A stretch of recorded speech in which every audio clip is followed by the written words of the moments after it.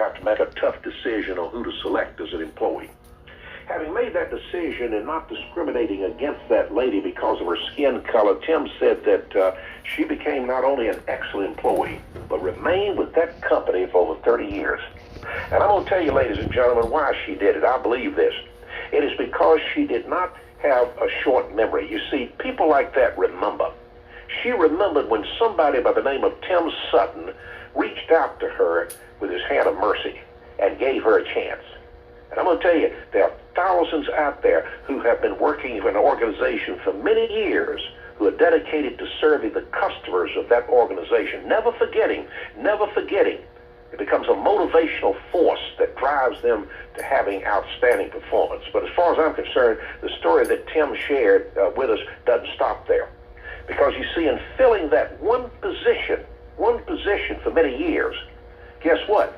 It meant that there wouldn't be a lot of turnover in that position, no turnover for that length of time that she was there. Labor turnover, you see, could be very expensive just because of having to train so many. And many employers miss that message when they don't treat their employees with dignity and respect. Now, Tim's true story connects directly to my opposition that I expressed yesterday about this DEI junk, diversity, equity, inclusion. Just suppose that Mr. Tim had been working in an organization in which there was an HR, Human Resources Department. And just suppose it was the HR department which had the full total authority to interview and select the employees without any input from Tim. Just suppose that black lady had not been selected by HR because in the name of DEI, they would fill the position with somebody that's less qualified, the less qualified white person, which would be just blatant discrimination. So you see, the white individual would then be sent to Tim. And just suppose that person's past work history is lousy. Suppose that the white individual has caused past managers a lot of headaches, loves to file a grievance at anything, and a troublemaker. Just suppose.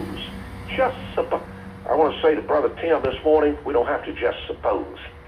I'm going to tell you right now, that kind of work environment that I've just described exists in many such liberal organizations. And ladies and gentlemen, can you imagine the chaos caused by all of this kind of thing? I know of employees, especially female employees, who cry all the way from work to home and from home to work because of the stress that is caused by having to work with such individuals. All a result of the DEI crap that came about under the Biden administration. Now, I know that Tim expressed yesterday concern that Jim Hogsett doesn't seem to care about the well-being of those being treated at a medical facility in which $109 million of federal funding has been frozen because of the possibility of racial discrimination. I referred to that to Duke Medical Center. Let me say this morning, not only Brother Tim, but everybody listening. If I left anybody with an impression that I don't care about patients being served, I humbly apologize. You see, the truth is that I've had concerns about all patients in all medical facilities long before this freeze was announced. And that's because this DEI junk can not only hurt the employees and managers, but it can also affect the quality of care that's being given because all of this is interlinked. It's interlinked. And when you have an evil force like this DEI that invades a medical facility or any other organization, rest assured that the morale of workers will drop drastically. Low morale can lead to decreased performance and absenteeism and higher turnover rates. And I'm going to tell you that a medical employee who has low morale, who is totally stressed out, can quickly affect the quality of care that is given to his or her patients, even to the extent of making a fatal error. You see, in addition, when the wrong one is selected for the job, that one can also make a fatal mistake when they possess a no-care attitude. Once again, it cuts both ways. And speaking of concern about health care, let us not forget that the employees who are captive to this DEI junk can develop severe stress, and stress is so serious it can result in a heart attack, high blood pressure. We know the story about that. So you see, I care about all of these. I care about all of them because they're interlinked. a major answer to all of this. Get rid of DEI, which is why I said what I said yesterday. And please note that I said a major answer is get rid of DEI. Harry, you were owning 4 radio stations once upon a time. Know that when it comes to morale or whatever, it's not something connected just to DEI. How about the hacksaw manager who does not know how to manage? How about low pay? How about outdated equipment? All of these factors come into play. And you see, I can speak to that subject because keep in mind that I worked for over 30 years as a corporate training director, and one of my responsibilities was to work on keeping the turnover low. Get rid of DEI now. Thank you, Mr. President Trump, and have a wonderful day, Mr. Harry. God bless you. Appreciate it. Thank you. 222-9224. I don't know about the night out tonight, but I wish we'd get a little rain to settle the dust. But you gonna say Raining out there right now. I mean, you gonna say I'm being facetious? But yeah, we've had our share of the rain. yeah. Well, you know, the That's paperwork. It's about the personality and the ambition, the way I look at it. well, you know, the thing about hiring people, you know, that's a skill set that not everybody has, and obviously, Tim saw something in a person who didn't have the background that many of the other people that were going for the job had. But he saw something in her, and he was right about it, and that happens all the time, and I think that's what's so important. You can't just say, here's a list of rules and regulations we have to go by, and this is it. There's no other thing that you have to judge by those, and you pick people based on that. No, you have to ask questions. You have to listen to what people say and come up with answers that you can use to make sure how somebody is gonna work. And it's a skill. Some people have it, some people don't. But obviously, and that was a great story. And obviously, Tim, you know, saw something in this person who didn't have the same skill set as everybody else, but had a work ethic that was incredible. And I think you can see somebody's work ethic. I think by asking questions, you can find out how hard they're going to work. That's what. Well, I'm gonna tell you, when you're in I don't know, with a big company, a little company, or whatever, if you're doing personnel or human resource, you got to have somebody in there with an open mind to not say, well, we're just going to hire such and such because their mama or daddy said so, or they work here or something. You got to keep an open mind and look around, see who's going to do the best job. I look at some of these places that you go, whether it's fast food or grocery store or whatever, and the ambition of younger people. Some of them have it. Don't get me wrong, but some of them is just there for the paycheck, and you know that's not going to produce what the company wants. And I know, you know, when we were working and you were coming up, you gave your best, you know, just like I said yesterday. But I think, you know, times have changed. Well, and you know, back when I was coming up, you did your best. You did what you were told to do, and if you didn't, you were gone. And in today's society, we have a tendency to overlook some of the things that young people, if you're talking about, you know, first jobs and stuff like that, some things that young people believe in or do. You know, when we were coming up, we didn't. You know, you did what the boss wanted you to do, and if you weren't going to do that, they would find somebody who would. And it's a little bit different now. We're so lenient sometimes now. And well, I'm gonna tell you what else has changed too. There is you used to have a job that one person could do everything. Then it came out to electronics, computers, and everything, and it took maybe 3 or 4 people to do that one man's job that used to go on, and you know, you're gonna get more and more of that down the road. But you know, I was a mechanic, so I think about mechanical stuff. But once you added computers, electronics, and all that in there, that mechanic couldn't do, what he knew, going through your daddy's agriculture department or shop or something. It now takes 3 or 4 people, maybe more, to do what that one man could do. Yeah, well, get ready for the AI. It's coming. I was listening to somebody yesterday describing the first jobs that are going to be going, the ones that are going that AI is going to take over. And the radio business was right there. Well, I'm in trouble too. Hey, but I told you yesterday I was concerned about AI because that's going to be. It's going to be. I don't want to be George Jetson flying around in them spaceships or I told you yesterday, having a Ruby to do my house cleaning for me. All right. But, Appreciate it. all right, y'all take care. Y'all have a good day. All right. 2229 224 Burlington Graham. Total Care Pharmacy. What do you think about that?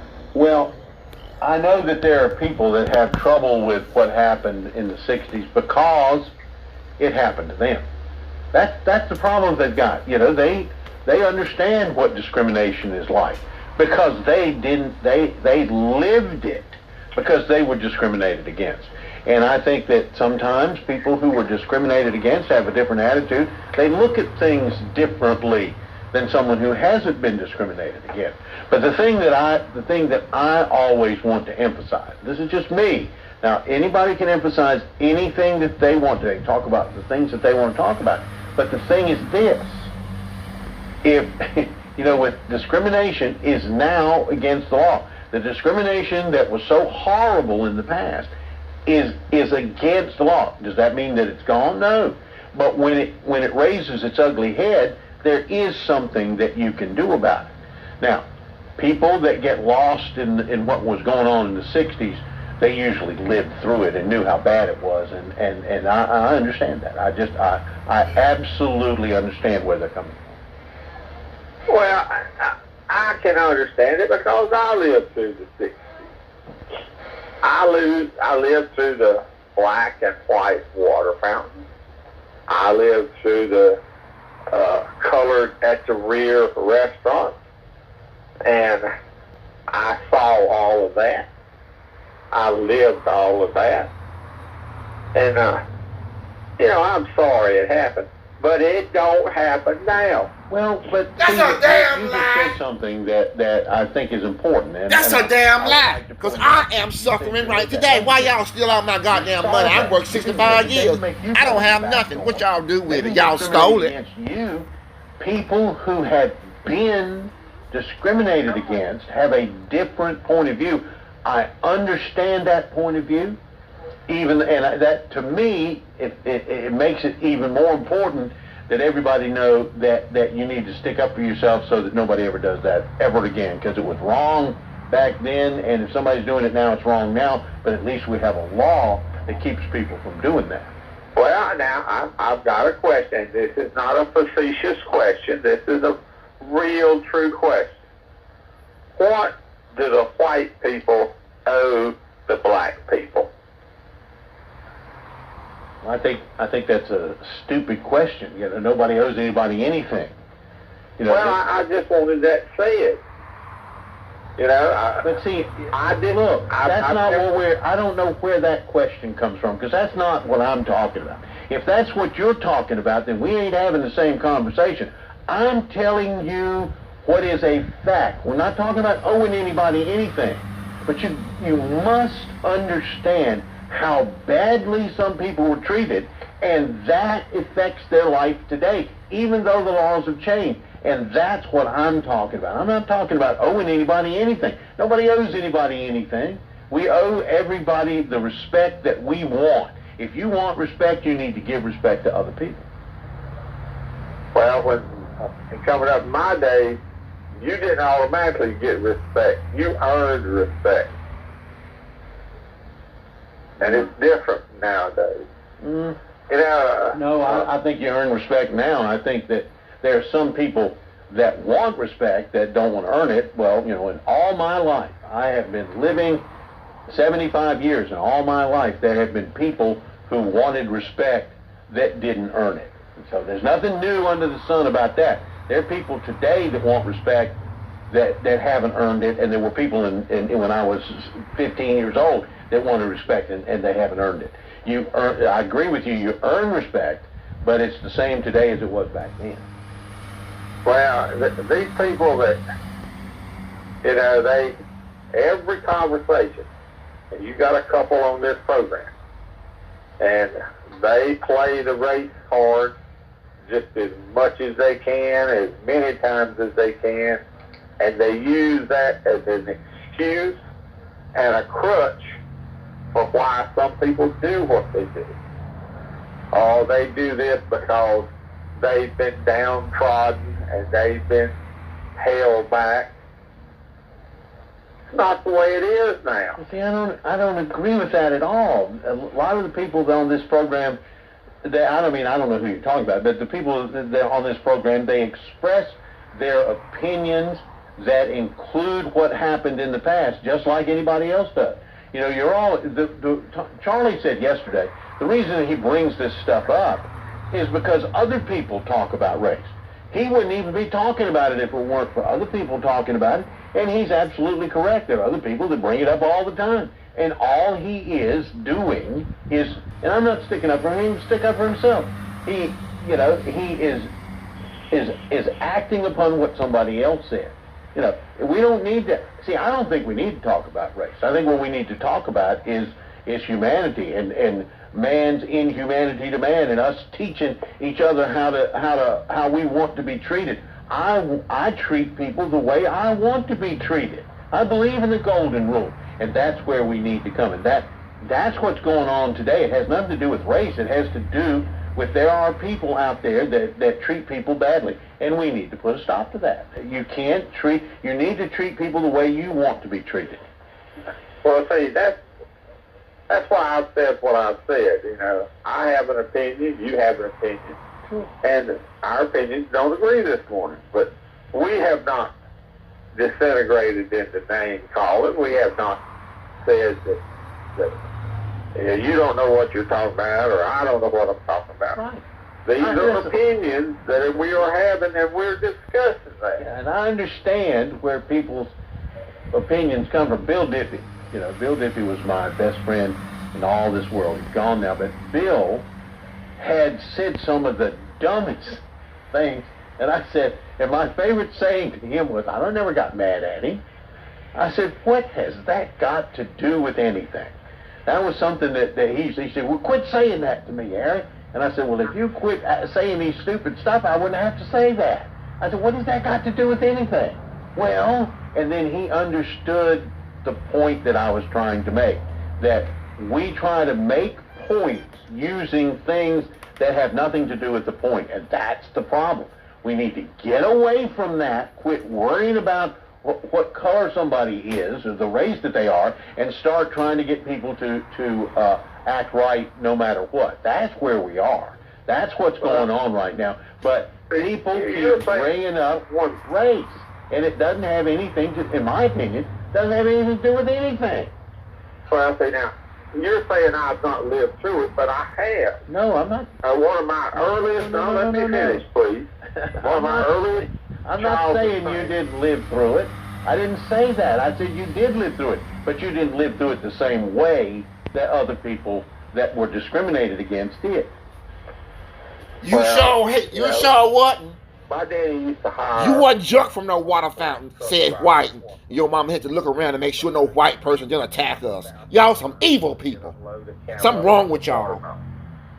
And I was standing out in the sand dunes one day, and we had done bought a load of cantaloupes, and there was a little hot dog stand.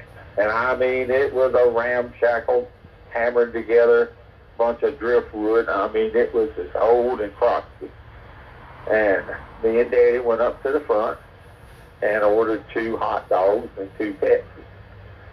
And Daddy gave our black truck driver, because it was a long ride down there, Daddy had help driving.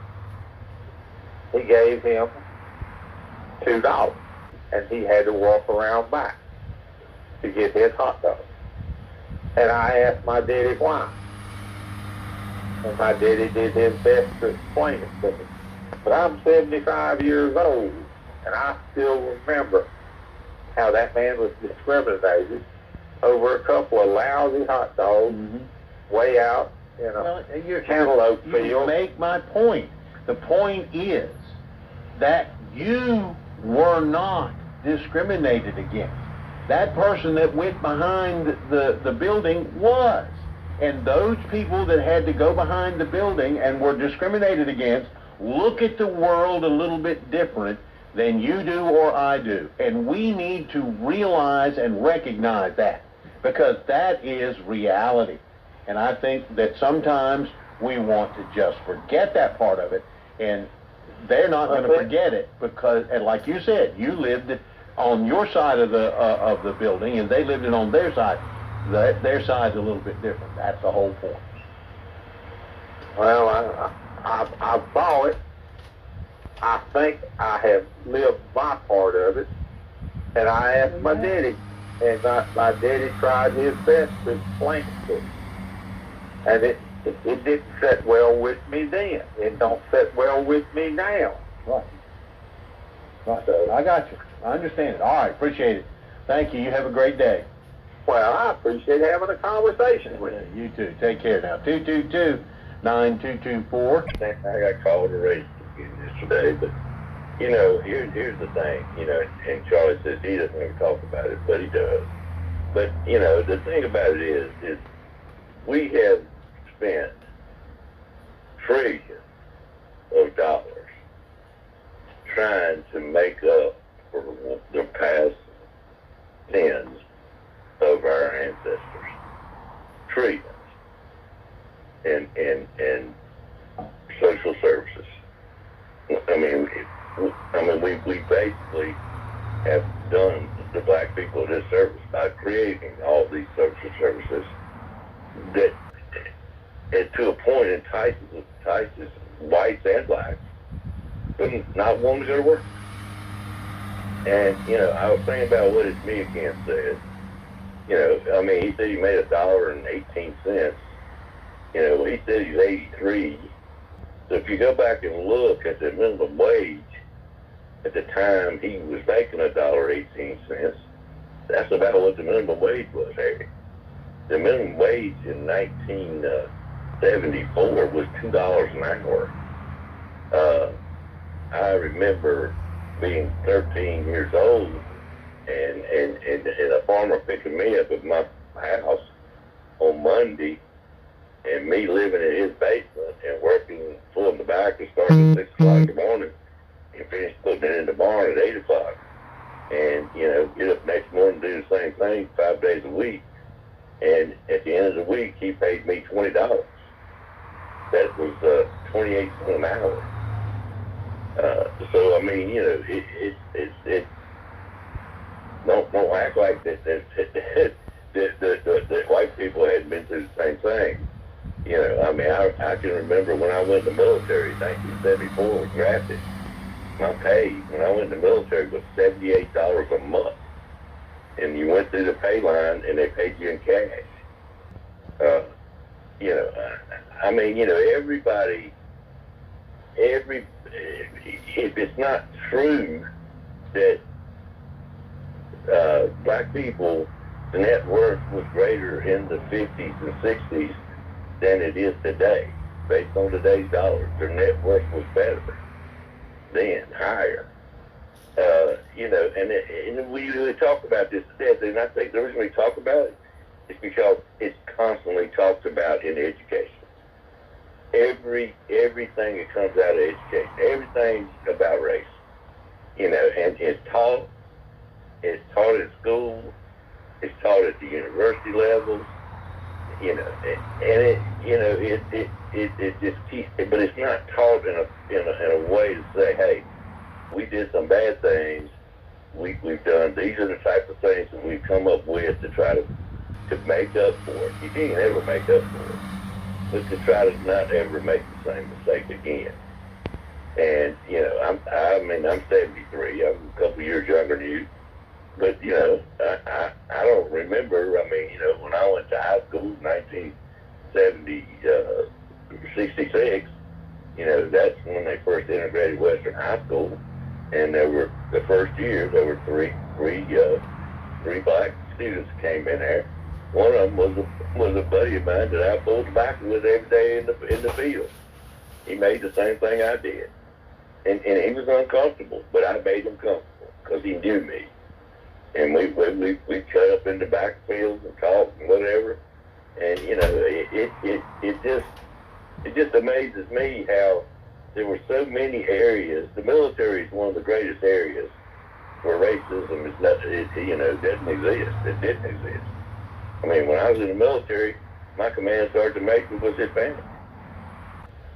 You had captains, black captains. You had Hispanic first sergeants. You had black first sergeants. I mean, you know.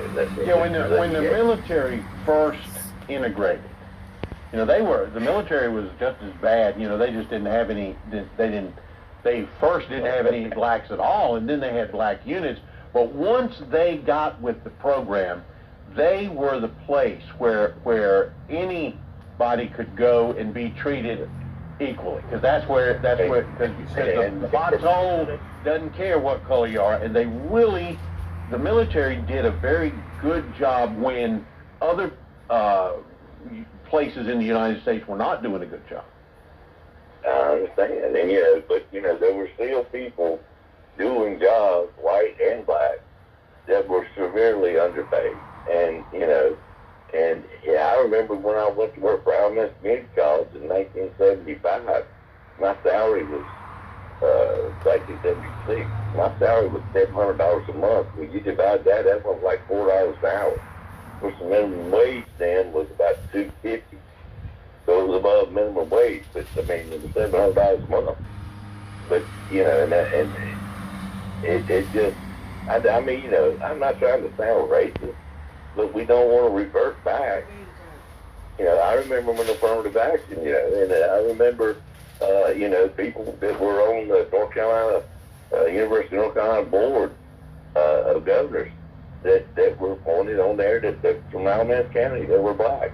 I remember when Jacko Kelly was a black commissioner. He was also on the North Carolina University of North Carolina board of governors. So, you know, it just depends, you know, and affirmative action was in back then. But, you know, what we've done is just started over again, kind of, with the DEI stuff, saying, you know, well, we want it again. We have to do this again. But I don't really think we need to. I mean, I don't think we need to have to force people. You know, people want to be treated like you said. That's the way they treated. And, you know, I don't have a problem, but, you know, it just seems like, I mean, you saw the ad with the little girl that did the blue jean ad. Well, I mean, it's exploded. It's exploded in this country. Well, who in the world that owns a company that sells blue jeans is going to put a person, black or white, up there that weighs 400 pounds in a pair of jeans to try to sell them? I mean, you know, the girl's attractive girl, they put her up there, the dang stock's gone up 10%. Yeah. All right.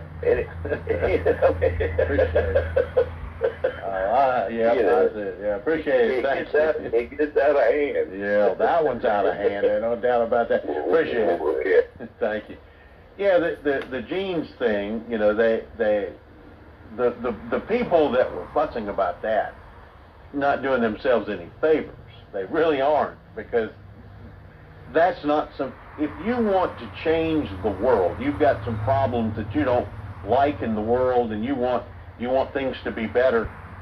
Attacking that blue jeans ad is not the way to get it better. See, there are a lot of activists, if you want to call them that, in the world that we live in today, that go ballistic on things that don't help their cause.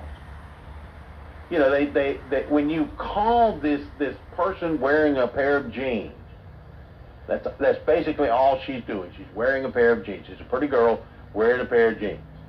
You call her a Nazi? I mean, How do you think that makes your point? It doesn't. It does not make your point.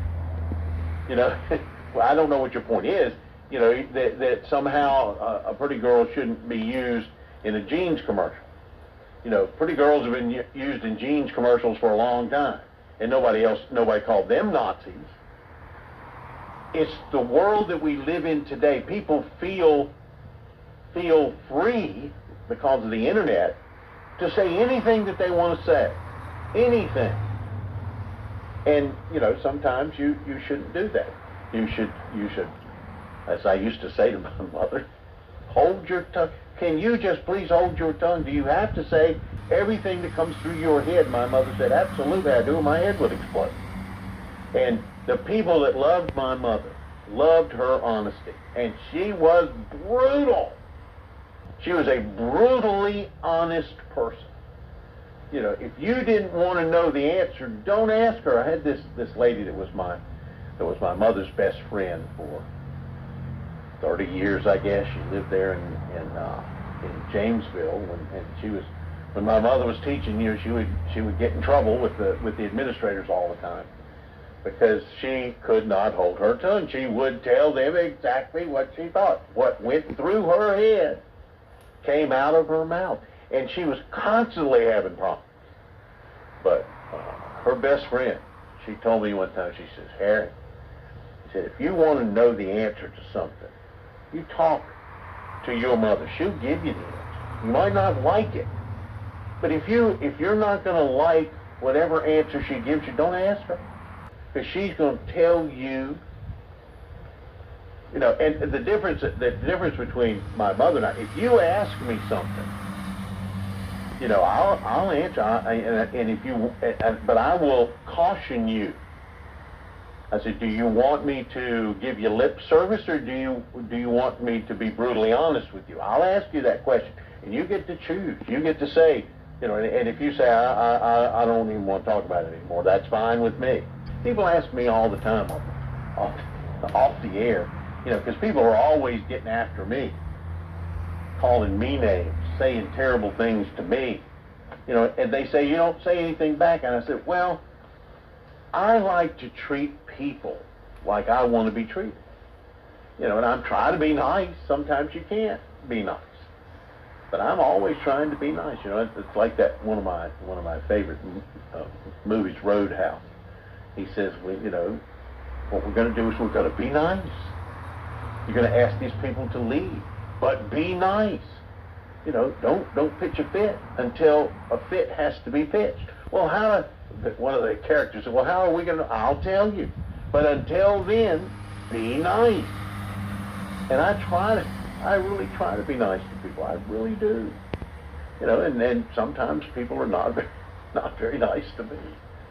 And, you know, and there are a lot of folks out there that wonder, you know, not out there, some of the people in the building here say, I couldn't do that. When they say those things, you know, I have a tendency to get a little upset if you go after my loved ones. I'm a little more animated about that than I am about me personally. But, you know. Work on today. Is it some kind of appliance? Is it some car? You see what I'm saying? Or is it some kind of new game that goes nowhere? What else you gonna do to learn this world that God gave me? I'm not interested in you and nobody else. God gave this to me, just like He gave it to everybody else. But you take it and tear it into pieces. You done destroyed this world. I did, yes. Listen to what I'm saying. I despise you people for what you have done to my God's world. I despise you. You have took away the animals and things. They got nowhere to go. For sex and going on laying in the bed with men, your women, and your men laying in the bed with the women. And you done overpopulated this world with these ignorant people. And now you can't control them. You see what I'm saying? make a car every year, a different car, which you don't need.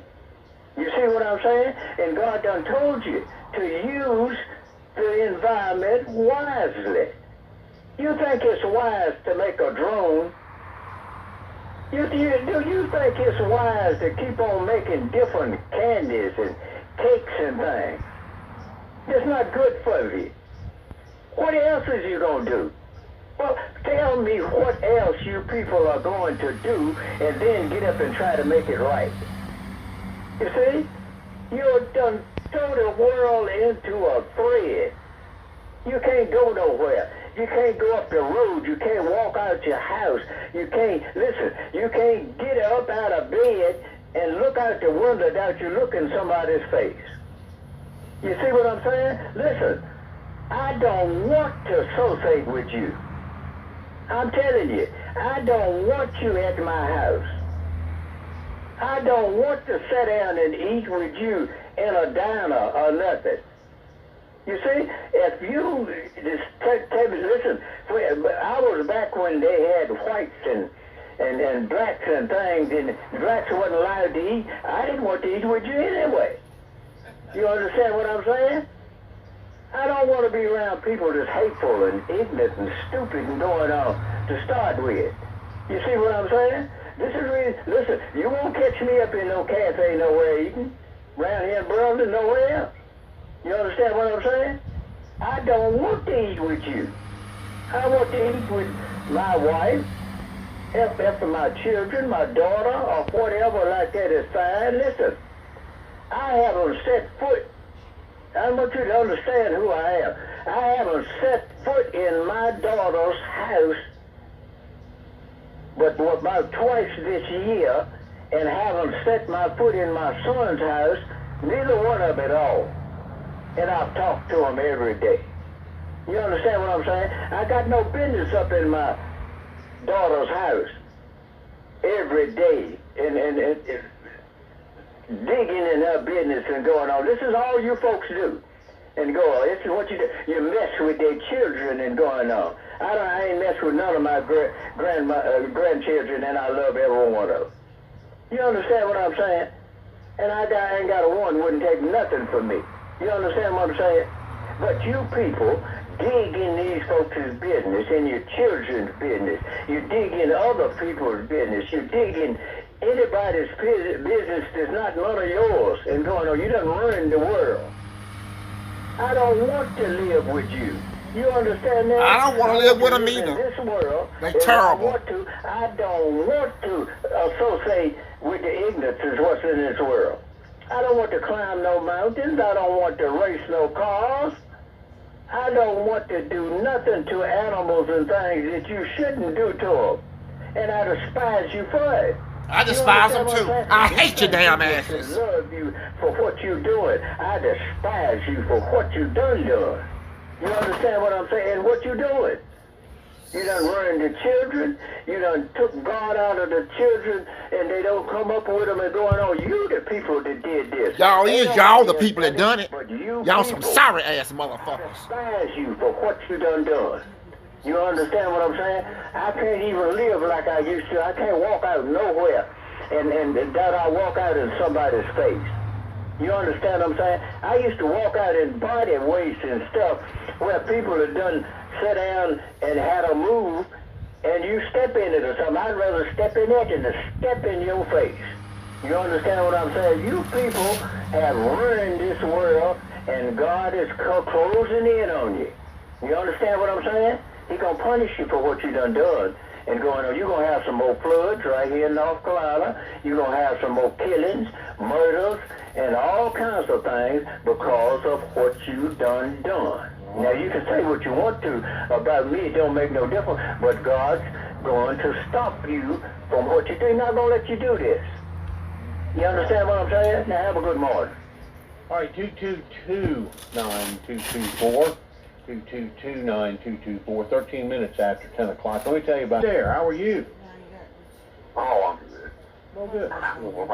I'm once again reminded this morning listening to all of my sister who seems to went through school with blinders on and didn't see nearly the same things that I saw. When y'all was talking about the military not being racist, that's the most racist place that I ever was.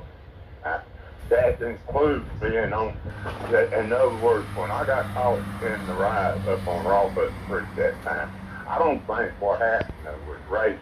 I think people was angry and kicked out. I mean, it was, you know, that military was racist. Where Vietnam was terrible. And it was much better at the base of Camp Lejeune. There was actually a lynching down there when I was there. I remember being an MP and standing on the back gate over there. What's that little one quarter or whatever the heck that back gate goes to. And has it when there's some guy running around with rifle shooting people and me waving cars through with my hand through the little shack there and holding my 45 so I wouldn't have to draw it. I mean, it was racist. I don't know where y'all, and what made it bad is, you know, they didn't do nothing about it. I mean, because they didn't want the press. There were riots, there were shooting, stabbing, cutting, and I in Vietnam, it was, you know, gosh, I mean, it was unbelievable. You get back to the rear, it was out in the bush. No, it wasn't too bad, you know. But back in the rear, bud, I don't know what y'all was saying, but it was terrible. Just plainly terrible. But anyway, everybody knows the truth they want to see, and so my truth may be a lie to y'all, but hey, it was something. Anyway, y'all have a good one. All right, appreciate it. 222-9224. 222-9224. You didn't get the full impact though. You just observed it. Mm-hmm. And what you said, I thought that was really nice. Really nice to point that out to us. Mm-hmm. And but do you think it got through? I don't know that it got. I don't know that it got through. Come on, you gotta understand that. I mean, the South could understand just because you were there, it wasn't directed at you. So no, you didn't feel the embarrassment, the hurt, right? Any of that. And I really appreciate what you said about that. Now, I want to talk about Mr. Owen Campbell. Yes, sir. I called you once before. I drive one of those handicap vans that they take people back and forth to the doctor's office or wherever they need to go. Yes, sir. And just so happened one day I went to Liberty Commons to pick up this guy. Never met him before. Only thing I knew his name was Olin. I went over there to pick him up, and I go in there to pick him up, and there's this giant in there. And I'm like, who is this guy? This guy's tall. And he introduced himself, and he said, yeah, I'm the Big O. At that time, I was unfamiliar with your radio station. And I'm going to tell you one thing. That was one of the nicest guys I believe I ever met. And the smile that he had, it stuck with me that, like I said, I don't know who this guy is, but man, he's got a personality that, wow, I like this guy. I really like it. You know, and he's like that with everybody. Everybody loves because he is just so nice. He's just a nice man, and he treats people nicely. I appreciate you. Thank you so much for calling. I enjoyed the conversation. Thank you. 222-9224. About Malcolm Jamal Warner, I am so hurt about that. I see it as just a bunch of white folks niggas in Hollywood. Very people who held Malcolm's career in their hands, the betrayal would prove even harsher. The UPN executives. Those who profited from Malcolm then cast him aside. In the mid-1990s, when Malcolm was still struggling to find his footing after The Cosby Show, UPN offered him a major opportunity, the sitcom Malcolm and Eddie. It was a turning point that both he and his family believed would provide lasting financial and artistic stability. A sitcom that reached 100 episodes meant a syndication deal worth millions of dollars, ensuring a lifetime of steady income.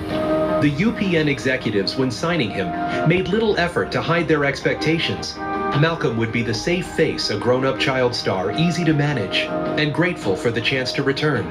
But what they got was a different Malcolm. On set, he insisted on scripts that authentically reflected black life, fought to keep Karen Molina White his co-star, then threatened with replacement by a white actress, and demanded more black cameramen and writers in the team. To the UPN executives, this was difficult, a direct challenge to their authority on the stage they believed they controlled.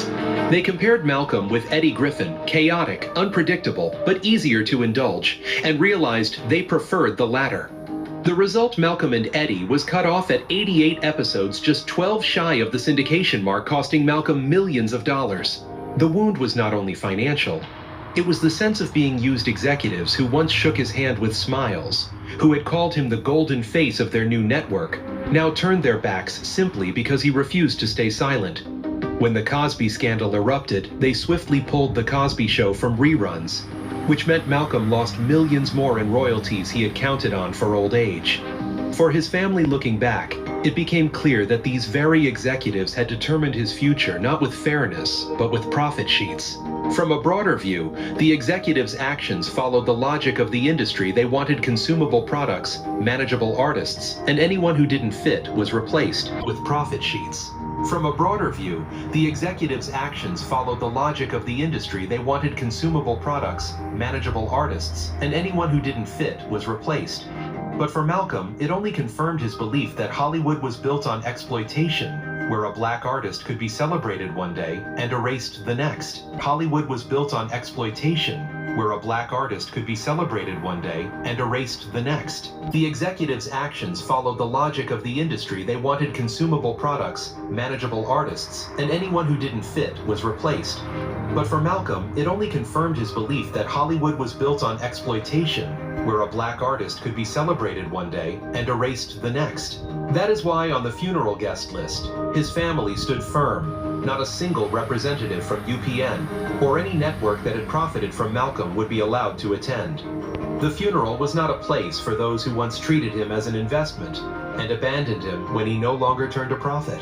And from there, the list closed with the most controversial group, not an individual, but a collection of artists, those who had openly or quietly supported Donald Trump.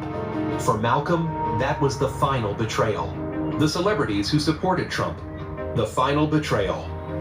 And every last one of y'all can kiss Malcolm's foot.